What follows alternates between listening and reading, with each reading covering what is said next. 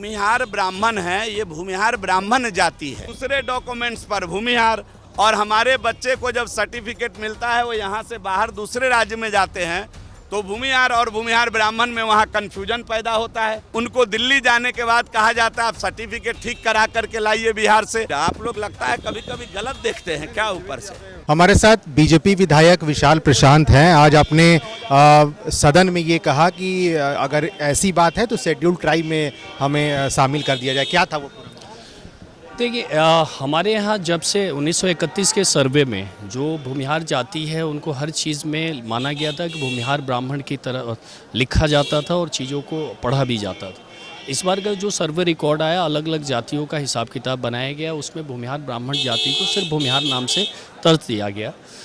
उसके लिए लिखा गया जो माननीय मंत्री जी, पूर्व मंत्री जी के द्वारा इस मुद्दे को उठाया गया कि उसको फिर से सुधार कर लिया जाए, जिस पे माननीय मंत्री जी का जवाब आया कि ऐसा नहीं हो सकता है। हमने बोला कि आर्टिकल 342 के तहत जो सर्वेक्षण होती है वो सर्वेक्षण भूमिहार जाति की एक बार करा ली जाए।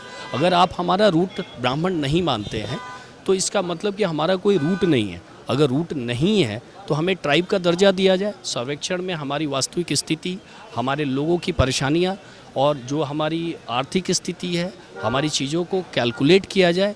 हो सकता है कि हम शेड्यूल ट्राइब की तरफ दिख रहे हों।